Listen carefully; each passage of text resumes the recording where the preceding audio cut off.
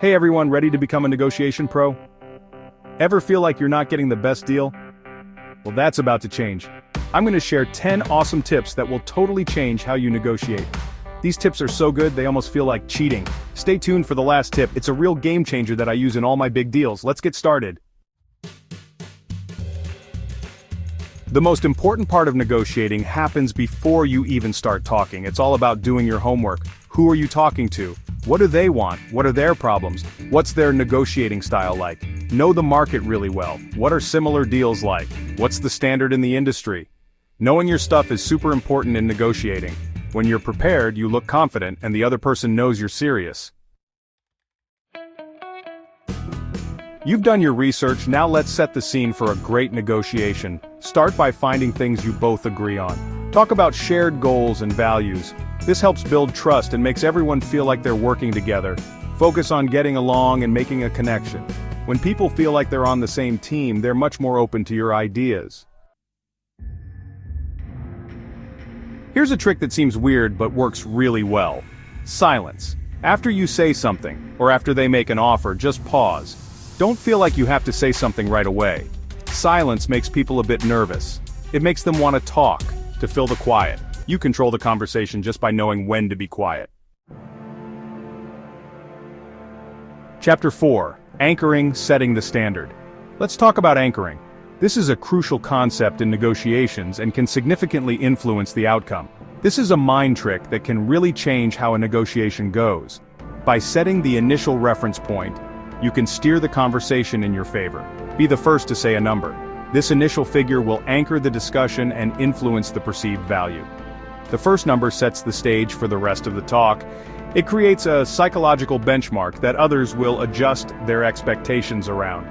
Even if it's a bit high, it sets the tone. This can be particularly useful in high-stakes negotiations where every detail matters. Let's say you're selling a car.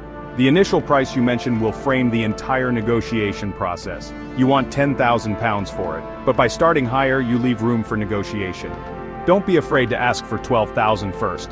This higher anchor can lead to a better final agreement. That first number is really powerful. It sets expectations and can significantly impact the final outcome of the negotiation. Chapter 5. Asking the right questions, unlocking their needs. Most people only think about what they want, but the real trick is figuring out what the other person wants. Ask questions like, what's most important to you in this deal? Or, what are your biggest worries? Get them talking so they tell you what they really want. The more you know, the better you can make a deal that works for them. Chapter 6. The higher authority tactic, buying time and leverage. Let's say you need more time to think, or you want to put on a bit of pressure. This is where the higher authority tactic comes into play.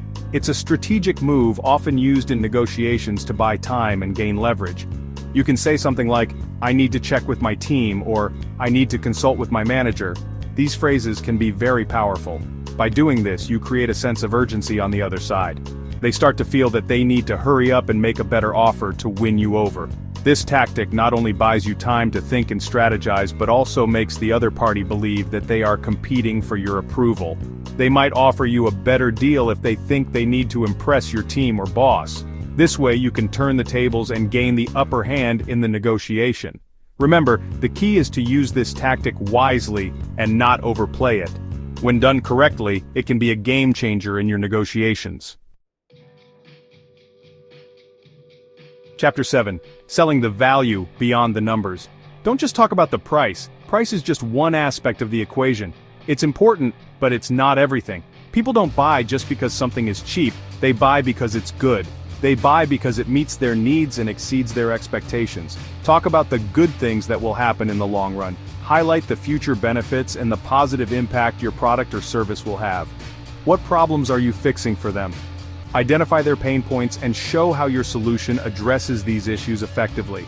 How will your product or service make their life easier, better, or help them make more money? Explain the tangible benefits and improvements they will experience. Show them the real value.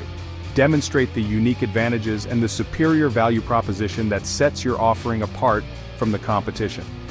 People will pay more for something that really helps them. When they see the true value and the benefits they will gain, the price becomes secondary. Let's talk about your BATNA, your best alternative to a negotiated agreement. This is your backup plan, what you'll do if this deal doesn't work out. It's super important to know your BATNA. What other choices do you have? Having a good BATNA makes you confident because you can walk away from a bad deal. It shows you're not desperate. You have choices, and that makes all the difference. Sometimes you'll need to give a little in a negotiation, but be smart about it. Don't just give something away, always trade. For example, you could say, I can drop the price by 5%, but only if you sign a longer contract. This way, you're getting something back for every compromise. You've done a great job negotiating, and you're almost done. Now it's time to finish strong. Remind them of the good parts of the deal. Show that you're excited to work together. Make sure they're happy with how things turned out. A good negotiation isn't just about getting what you want, it's about building a good relationship. There you have it. 10 great tips to master any negotiation. Being prepared and having a plan is super important. Negotiating takes practice, but with the right attitude and these tips, you'll be closing deals like a pro in no time. Thanks for watching, and I'll see you in the next one.